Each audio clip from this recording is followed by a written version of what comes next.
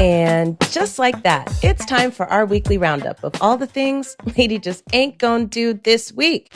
And we're gonna give you a bit more since we done missed it last week, child. My bad. All right, number 1, RICO charges and attacks on protest. Now, it's getting hot in the ATL over the last couple of weeks. Here you have rappers, presidents, and now Cop City protesters being brought up on RICO charges. And one of these things is not like the others. First off, let's talk about what RICO charges are so we can all follow along. RICO stands for Racketeer-Influenced and Corrupt Organizations.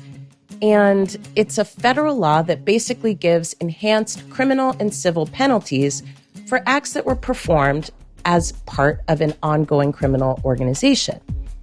Racketeering is what basically happens when you coerce or force somebody to pay you in exchange for a service that you may or may not provide. But if you don't pay for it, you might suffer some consequences. Yeah, you get me? All right, cool. So RICO was signed into law under President Richard Nixon, and it was used in the 1970s to convict members of the mafia and others that were involved in organized crime.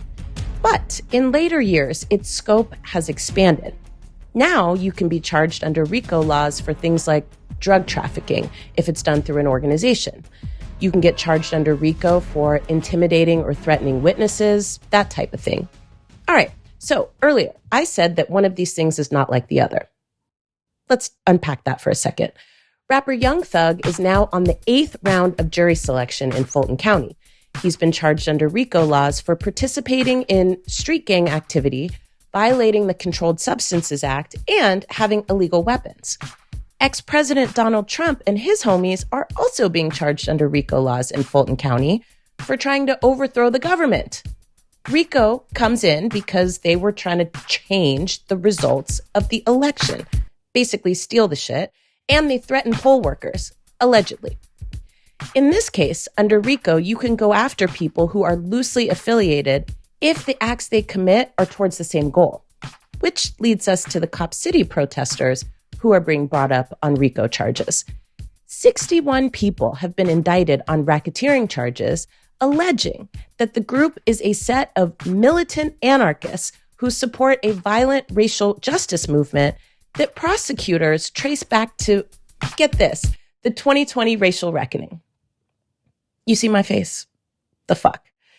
They're also facing separate charges of domestic terrorism, arson, and money laundering. So here's what you need to know. Number 1, these charges were brought by Georgia Attorney General Chris Carr, not Fani Willis. Fani Willis is busy over here working on Trump's case, okay? But wait, you might remember Chris Carr being the chairperson of a Trump fundraising arm called the Rule of Law Defense Fund. And that's the group that sent out that robocall to the people to go and march on the Capitol on January the 6th and demand that Congress invalidate the results of the election. Yeah, he was the chair of that group. Okay, he stepped down from the group, but like more than a year after that robocall. Basically, he stepped down when the shit got hot and Congress was calling people in to testify about what did they know and when did they know it. Now, here's the point. A summation, if you will. This is very, very, very dangerous for a few reasons. People have a First Amendment right to protest. It's protected by the Constitution. The Trump people get that right, and so do the Cop City folks. And as much as the Trump shit ain't for me, you can't prosecute somebody who gave money to the Rule of Law Defense Fund because they sent out a robocall asking people to basically protest, which then resulted in a group of people who done took the shit too far. You can't. You cannot. But that's exactly what they're doing here. Trying to prosecute people like, a lawyer for the Southern Poverty Law Center for being a legal observer at a protest at the site that was designated for the new police training facility. You can't do that shit. People are being charged with money laundering for reimbursements for glue and wood. As much as I don't do homeboy, it's the same thing with DeRay McKesson. That's the blue vest guy who for years claimed to be the co-founder of Black Lives Matter. All right. Okay. Look, you can read all about that shit in my book, The Purpose of Power, but let me give you the quick and dirty. Years ago, DeRay and his homies staged a protest in New Orleans. At the protest, somebody allegedly threw a rock and it allegedly hit a police officer. The police officer sued DeRay, And now the case has gone all the way up to a state Supreme Court. Now, here's the gag. When this first happened, I received papers notifying me that I was being sued as a co-founder of BLM. The argument, I suppose, was that since I was one of the founders of the group that DeRay claimed to be a part of, that I was somehow partially responsible. Now, we ain't homies like that, and we never been. He's on record saying he's not a part of this organization. He's a part of the movement. So the cliff notes here are that we were dismissed from this suit because on what basis? I wasn't there. I didn't know about the shit. I didn't sanction it. I didn't call for it. I don't rock with him. And I really don't like him. But that's not the fucking point. I wasn't there. Now, let me extend this a little bit because even though it might shock you to hear me say this, but right is right and wrong is wrong, regardless of who does it, he shouldn't be sued either. Okay, I said it. He doesn't deserve this suit. He deserves a lot of other things, karma notwithstanding. But if he didn't throw the damn rock, he's not liable for the rock. And bigger than that, this suit is fake shit, fakery, because it's meant to put a chilling effect on protest and dissent. There are always people you can't control who show up to something and have their own motives. That's a fact. But an actual organizer knows that you have your own de-escalation in place to try and address these things. But he didn't know that, and it's likely he ain't known the person who threw the damn rock, if it even got thrown. Now, with all this surveillance and whatnot, I bet you by golly wow that if they really wanted to find out who threw the rock, they could have, okay? We got drones, cameras every fucking where. You really don't know who did that shit? But that's not what they want the lawsuit for. They want the lawsuit to criminalize racial justice protest, charging people for getting reimbursed for glue or legal observing during protests, same shit. It's a reach, it's a stretch, and it's intended to be a teachable moment. But what are we teaching exactly? If the powers that be have their way, they're going to teach that protesting injustice can get you caught up and get you fucked up. And that even if something happens that you ain't got nothing to do with, that you can be held responsible for it. And that's on some old bullshit. Other things lady ain't gonna do this week, Mitch McConnell on mute. Okay, I got this in here, y'all, because we need to have a real conversation about when enough is enough. For the second time in just a few months, House Minority Leader Mitch McConnell stopped being able to speak suddenly, again during a press conference. And I don't know, y'all. I just can't call it, okay? The man fell and hit his head a while back. It ain't the first time he fell. He got a concussion. He's been recovering for months, but when you're 80 plus years old, you just don't recover as quickly. So I guess my question here is this. When is enough enough? At what point do you take the damn keys? Dianne Feinstein too, same shit. She's been sick. She was out for 3 months from the Senate, and the word out on the street is that her cognition ain't what it could be or what it should be or what it used to be. So what are we doing? I feel like if somebody is 8,000 years old and they still got it, cool, keep on keeping on. But if you're 8,000 years old and you having problems like this, it's time to step back. Now, who knows? Mitch might have caught the holy ghost of all the black people he done fucked over both these times when he went on mute. But how much longer before we ask old boy to give up the ghost? Other things lady just ain't gonna do this week is doo-doo plane turns back, and Lord, I can't even imagine. Y'all, honestly, I had to put this away when I first read it because it was seriously just out of my comprehension. So a Delta plane leaves Atlanta airport on its way to Argentina, but it's got to turn back because a passenger had explosive diarrhea all throughout the cabin. And I mean all the way through. I mean, the shit was in the aisles. Now, first of all, my condolences to this passenger who had this shit. No pun intended. I mean, this had to be the most mortifying experience. I cannot even the fuck imagine. And at least there's still some human decency because somebody who saw who the fuck this was made a choice not to share the picture on the interwebs. And whoever you were, you're going to heaven, okay? But can you the fuck imagine being on that flight? Y'all, no. This is a moment where I don't know what the fuck I would do. I mean, they tried to put some vanilla scented something on the thing for the smell. And one passenger said it just made it smell like vanilla shit. And I don't even know. All I know is that I am grateful to not having been on that flight. I mean, they had to turn it around in Virginia. So that was a good 2.5, 3 hours on the way back with that smell. Hell the fuck nah. Absolutely no. Absolutely the fuck not. Oh, Jesus. All right, so let's move on to things Lady loves this week. Can we shout out the Cop City organizers who just won't quit? So despite being railroaded at every fucking turn, look, y'all, I really have been watching this campaign in the A, and I have to say a couple of things here. 3 things. First, this campaign is dope, and the organizers and the strategists behind it are really killing it. I've been door knocked about 5 fucking times. Door knocked, okay? I love this for us. Now, the messaging is on point. It's a broad coalition and ain't nobody throwing each other under the bus, which is a testament to relationships and people operating in a principled way.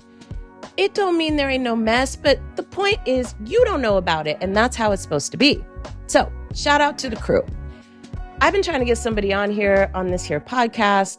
So, y'all, come holler at your girl, because we want to talk about what's going on. And we'd love to have you anytime to talk about all the things. Okay. Number 2, these people have done just about everything they know how to do to derail the Stop Cop City campaign. They are nitpicking like a motherfucker, and that just shows you something. Number 1, they know they don't have the juice to win on their own merits. Now, if Cop City was really loved and desired by Atlantans, put the shit to a vote. Like, for real. But when niggas know they shit ain't popular and probably shouldn't even really happen, they will procedure and process you to death, honey. It wasn't no real procedure behind deciding to spend tens of millions of dollars on a police training facility, but here they want to nitpick about what color hair somebody has to have to collect signatures and whatnot. That shit don't make no goddamn sense. Now, organizers showed up with 116,000 signatures, more than double what they were actually required to submit to put this on the ballot, okay? And these cowardly lions refused to count the signatures because they got the shit tied up in court over literally who is allowed to collect signatures. Seriously, this is bitch-assery. But the third and final thing I want to say here is this. If I was an advisor to Mayor Dickens, I would ask him, why are you creating the conditions for people to actually get down with this campaign, just on the strength of trying to suppress it? But I'm not an advisor to Mayor Dickens, and too bad for him because I know he has higher political aspirations, which is probably why he's going so hard in the paint for this shit. Sir, there are a myriad of ways to put Atlanta on the map during your tenure. This ain't one of them. But as per usual, folks are hard-headed and like to fuck around and find out. And it's unfortunate.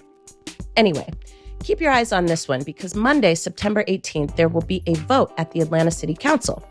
They got the power to put this shit on the ballot, and they really should. Spend this time and money pleading your case, not suppressing democracy. So if you live in Atlanta, call your city council members and tell them to put Cop City on the ballot. If you live in Georgia, call your state senators, John Ossoff and Raphael Warnock, and tell them to direct the city council to put this shit on the ballot. And if you live outside of Atlanta, you live outside of Georgia, you too can participate by donating to the Stop Cop City Coalition. You'll find that link all over the socials. I love a good organizing campaign. All right, next thing Lady loves this week is Proud Boys leader gets 22 years in prison for January 6th. Now, in today's episode of Fuck Around and Find Out, the leader of the Proud Boys, Enrique Tarrio, receives 22 years in prison for his role in the January 6th riots. His sentence is the longest doled out thus far. And just like those indictments where the man from Blacks for Trump or whatever is the only one who ain't out on bail, Tarrio is getting the harshest sentence. And that's interesting too, because, well, he's a person of color. Now, I'd be confused about how you run a white nationalist organization when you ain't white. But look, if you like it, I love it. But also, this is significant for a few reasons. Number 1, a broken clock is right twice a day. And in this case, the criminal legal system handled business, but did so in the way that it usually does, doles out stiffer penalties for people of color. Now, it's ironic that the right is up in arms now about the criminal legal system, particularly when they're on the losing end of the shit. Now, look, don't get me wrong now. Ain't nobody started a Free Enrique campaign because, well, you know good and goddamn well why. But that's the fuck around and find out part. It turns out racism is real. Fancy that. But also, of course, this is significant because it seems to be sending a message for now that no, you cannot try to overthrow the government by violent force and get away with it. Now, let's see what happens to Donald Trump. That's actually the strongest indicator of fuck around and find out. If you convict a rich white man, or fake rich, I guess, faux rich, how do we say that? But if you convict a fake rich white man of trying to overthrow the government, then maybe, just maybe, justice for the first time ever is actually without regard to race or riches. But we gonna see. This also is why what happens in 2024 is important. You ain't gonna see shit if he's allowed to not just become the Republican Party presidential nominee, but the damn president now. Again, I done said it before, and let me go on and say the shit again. Y'all really need to quit playing and vote. For real. Or else you gonna fuck around and find out, and that is not an L I'm trying to take. You feel me? Seriously, vote. Other things Lady loves this week is that Mexico decriminalizes abortion nationwide. So in proof that you can actually do some shit that makes some goddamn sense, Mexico last week decriminalized abortion across the nation. Yep, while we turn the clock backwards over here in the good old US of A, Mexico is over here like, hey, hold my beer. In this landmark ruling, the head of the Supreme Court, Arturo Valdivar, said, in cases of rape, no girl can be forced to become a mother, neither by the state or by her parents nor her guardians. Here, the violation of her rights is more serious, not only because of her status as a victim, but also because of her age, which makes it necessary to analyze the issue from the perspective of the best interests of minors. What? This is amazing, especially from Latin America's second largest Catholic nation. Next step is to see how it rolls out. But shout out to Mexico, seriously, for doing the damn thing. Other things Lady loves this week is that children can no longer be held at Angola prison. Now, this is just in from the great state of Louisiana. A federal judge ruled that children can no longer be held at the Bridge Center at Angola prison, one of the worst prisons in the nation, and ordered that officials remove young people from this facility immediately, saying that holding children there was a violation of their constitutional rights. Here's the deal. Basically, Angola had a death row that has shut down. Now, instead of keeping it shut down, they turned it into like a youth prison and started locking up kids there. And get this, not all of these young people there had actually like committed crimes, right? And all the young people there were Black boys, okay? Some were just classified as delinquent. Now, some of those who were locked up were as young as 15 years old. And y'all know that Louisiana has the unfortunate reputation of having one of the highest incarceration rates in the world. Yes, I said the world. Now, since 2022, according to The Guardian, more than 80 young people have been locked up in this facility, in the cells where people used to await getting executed. Children were placed in solitary confinement or on cell restriction, which could last as long as 5 days, but in one case, it lasted for 14 days. Yes, that's right, 2 weeks, confined to a cell, a tiny little space with no time outside that cell. Louisiana had extreme heat this year, and the governor even declared a state of emergency over the damn heat. But riddle me this, what do you think was happening to incarcerated folk in Louisiana? And what do you think was happening with these babies? These babies were denied family visits, denied education. Yeah, like only 1 of 3 classrooms was open, and were regularly restrained and handcuffed. Now, you understand why organizations like Friends and Families of Louisiana's Incarcerated Children are so important. These justice warriors were a part of a coalition that filed the lawsuit to get these babies out of prison, and they won. And this ain't the first time they done rode for the babies and won. They have been shutting down youth prisons since the early 2000s in Louisiana. Okay? There really are superheroes among us, and those folks are some of them. Please give Miss Gina and the team over at Flick their flowers, honey, and give what you can to their organizing work. You can check them out at www.flick.org. You can find the link all over the socials.